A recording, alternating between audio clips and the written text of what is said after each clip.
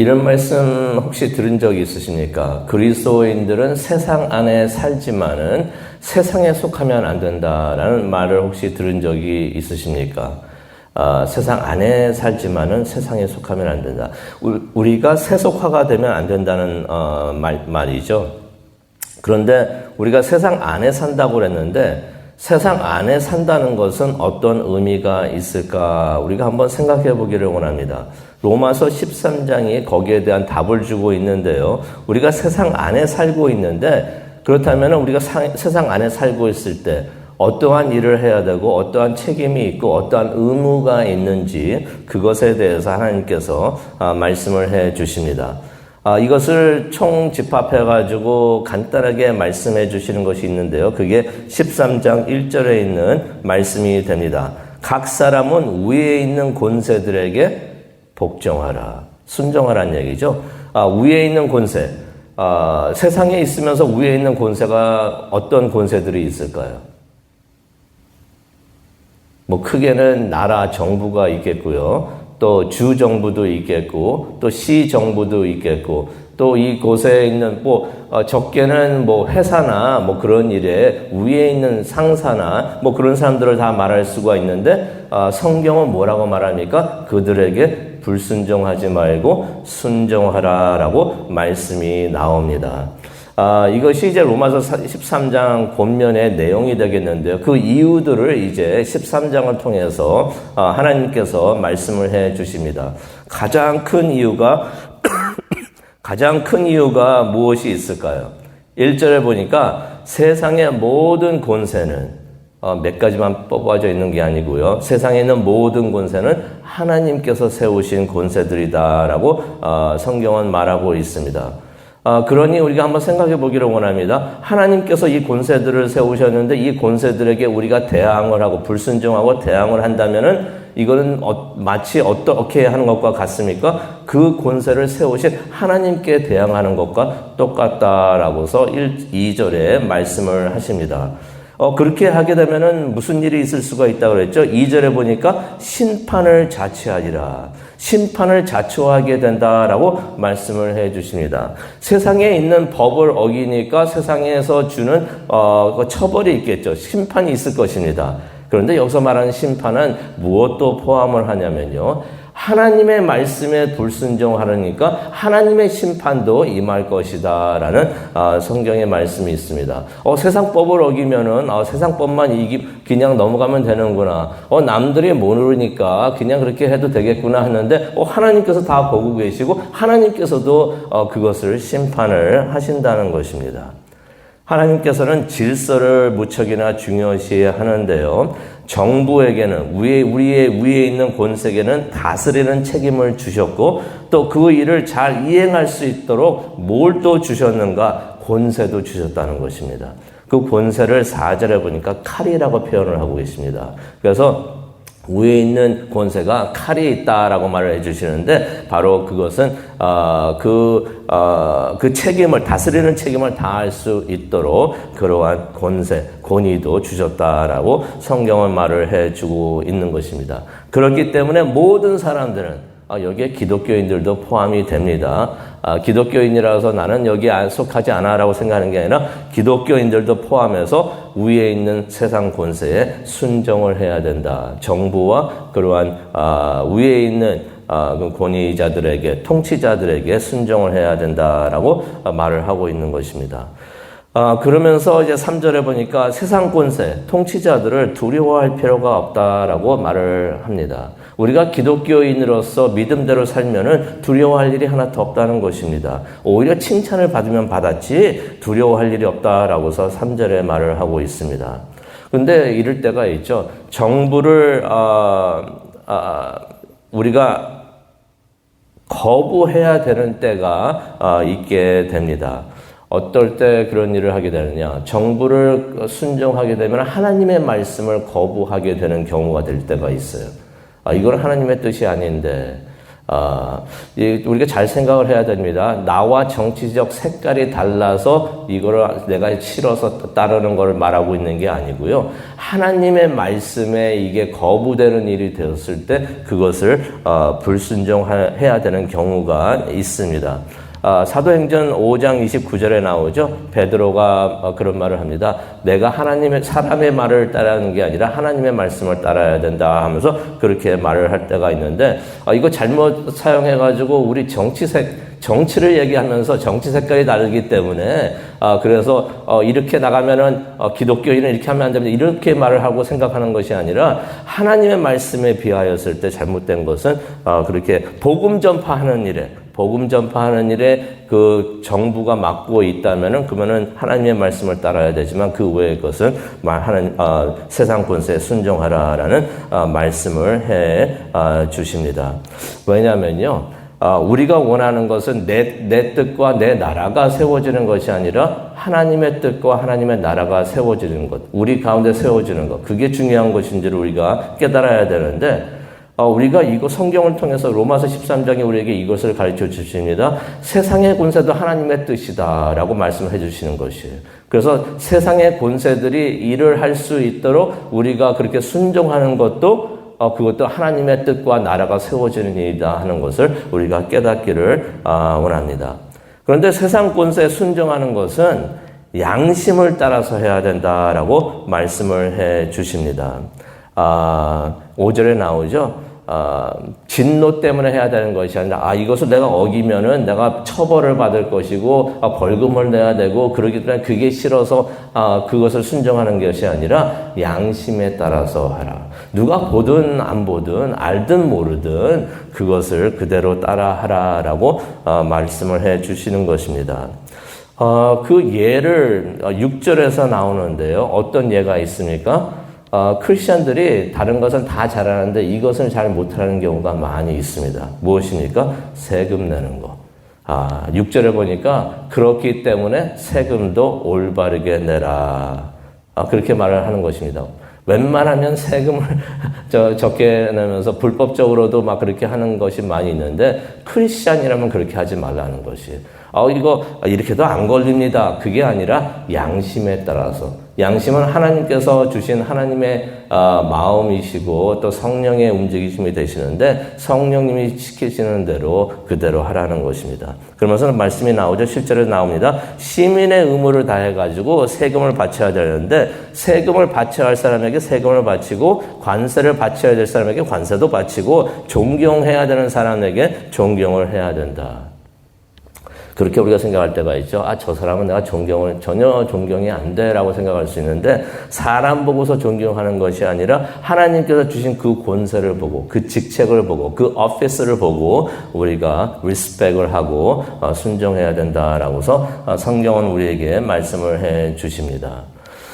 이러한 기독교의 의무는 세상 권세뿐만이 아니라 모든 사람에게도 또 적용이 되어야 되는데요. 8절에 보니까 서로 사랑의 빛 외에는 아무 빛도 지지 말라라는 하나님의 말씀이 있습니다. 근데 이 말씀을 잘못들 해석을 해가지고 어떤 분들은 실제로 이렇게 말씀하시는 분을 제가 봤습니다. 기독교인들은 그래서 빚을 지지 말라고 했으니까 크레딧 카드 쓰면 안 됩니다. 또 로운도 하면 안 됩니다 하면서 뭐 대출 받는 거 그것도 하면 안 됩니다라고 말하는 사람들이 있습니다. 그거는 성경의 요점을 놓치는 것이에요. 여기서 강조하는 것은 빚지지 말라고 말하는 게 요점이 아니고 서로 사랑하라는 뜻입니다. 그것을 이제 강조하시면서 말씀을 한 건데, 남을 사랑하는 것은 기독교인의 의무와 책임이 된다는 것이에요. 세상 권세를 순종하는 것이 기독교인의 의무와 책임과 같이 남을 사랑하는 것도 기독교인의 의무와 책임이 된다. 그러면서 8절에 이런 말씀하시죠. 남을 사랑함으로써 율법을 다 이루게 될 것이다 라고서 하나님께서 바울을 통해서 우리에게 말씀을 해 주십니다. 우리가 남을 사랑할 때 10계명하고 성경의 모든 계명을 다 이룬다는 것이에요. 그렇죠. 우리가 10계명, 성경에 있는 모든 계명을 딱 두 가지로 나눈다면 하나님 사랑하고 이웃 사랑인데, 그것도 한 단어로 나눈다면, 그걸 정리한다면 사랑이 되겠는데, 사랑 빼놓으면은 계명을 지킬 것이 없다는 것이에요. 그래서 사랑을 한다면은 하나님을 사랑하고 서로를 사랑한다면은 그것이 계명을 다 이루는 일이다라고서 말씀을 해 주십니다. 그래서 우리가 무엇을 하든지 이게 참 중요해요. 무엇을 하든지 사랑하기 때문에 해야 된다는 것이에요. 우리가 지금 예배를 드리고 있는데요. 하나님 말씀을 듣고 있는데 이것도 왜 하느냐가 참 중요합니다. 왜 하느냐를 생각 안 하고 그냥 하기만 하면요. 결과만을 우리가 원한다면은 우리가 나중에 마태복음 7장에도 나왔잖아요. 하나님 내가 이거 다 했습니다. 왜 내가 천국 못 들어갑니까? 했더니 하나님께서 내 말에 순종하지 않았기 때문에 그렇다라고 했는데 했는데 순종을 안 했다니요 라고 말을 할 수가 있는데 그 마음이 중요하다는 거예요. 그 동기가 뭐였는가? 예배할 때도 뭐가 중요하는가? 하나님을 사랑하기 때문에 예배하는 것이 중요합니다. 우리가 교회에서도 봉사를 하는 것도 참 중요한데 왜 봉사를 해야 되는가? 하나님을 사랑하고 이웃을 사랑하기 때문에. 사역하는 것도 마찬가지가 되는데 우리가 무엇을 하든지 그 동기하고 이유가 중요한데 그것이 사랑이 되어야 된다라고서 말씀을 해 주시는 것입니다. 그래서 올바른 동기 없이 결과를 얻는 것은 안 하는 것과 똑같다라고서 예수님께서 마태복음 7장에도 말씀을 해 주십니다. 그러면서 이제 참고로 9절에 보니까 10계명들을 말씀을 하십니다. 10계명을 말씀을 해 주시는데요. 간음하지 말라, 살인하지 말라, 도둑질하지 말라, 탐내지 말라 하면서 쭉 말씀이 나오는데 여기서 빠진 계명이 하나 있습니다. 그 빠진 계명이 뭔지 혹시 아시겠습니까? 뭐가 빠졌죠? 10계명 중에서 쭉 있다 보니까 이게 빠졌네 하는 말씀이 나오는데 그것이 무엇인가? 안식일을 지켜라라는 말씀이 나오는데 그게 빠져 있는 것이에요. 우리가 확실히 알아야 되는 것이 있는데요. 우리 기독교 신자들은 또 교회는 안식일을 지키지 않습니다.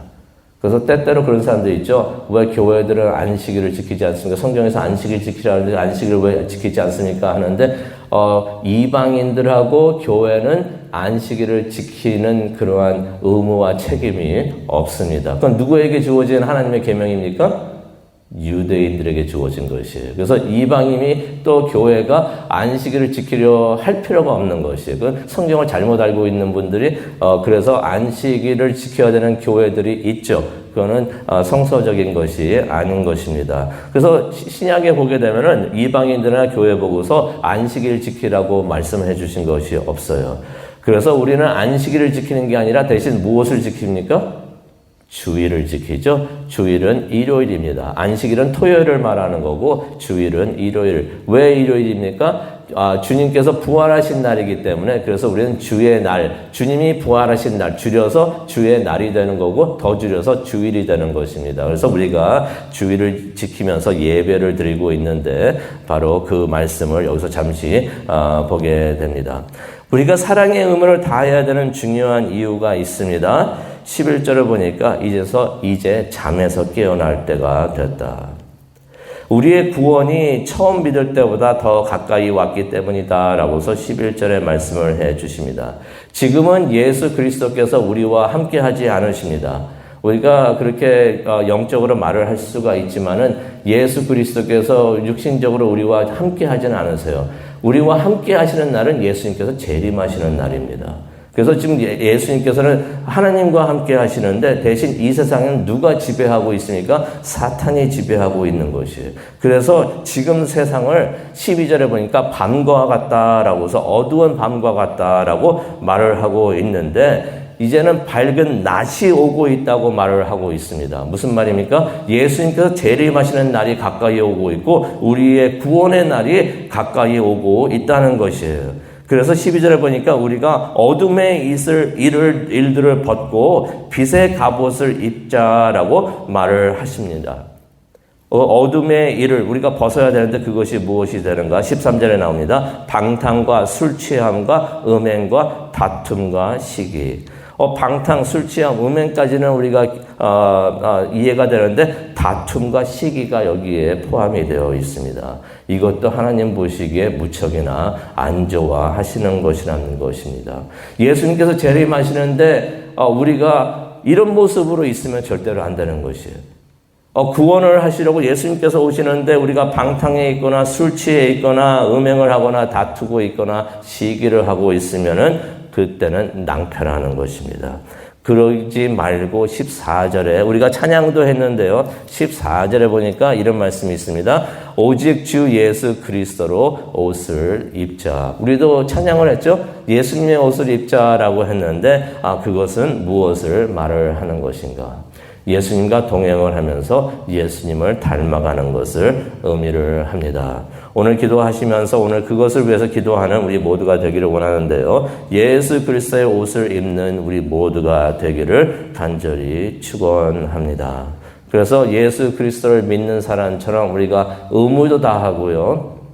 책임도 다하고 그러한 우리 모두가 되기를 원합니다. 예수님께서 오시는데 재림하시는데 예수님의 옷을 안 입고 있어요. 예수님 잠깐만요. 제가 예수님 옷 입고 지금부터 입고 예수님 맞이하러 나가겠습니다. 그러면 벌써 늦었습니다. 예수님이 오실 때 언제 오시는지 모르는데 그렇기 때문에 평소에 지금도 우리가 예수님의 옷을 입고 예수님을 닮아가는 우리 모두가 되기를 간절히 축원합니다. 기도하시겠습니다. 사랑과 은혜에 충만하신 하나님 아버지 감사합니다. 오늘 우리에게 필요한 말씀 주시니 정말로 감사합니다. 이 말씀 받들고 우리가 순종하는 우리 모두가 되기를 원합니다. 우리가 하나님에게만 순종하고 교회 안에서만 순종하면 되는 줄 알았는데 세상 안에 살면서 세상에 있는 권세에게도 순종하라고 하나님이 말씀하시는 것 다시 한번 우리가 기억하게 하여 주시옵소서. 세상 권세에 순종하는 것이 하나님께 순종하는 것이고 그들에게 불순종하는 것이 하나님께 불순종하는 것이라고 말씀을 해주시는 것.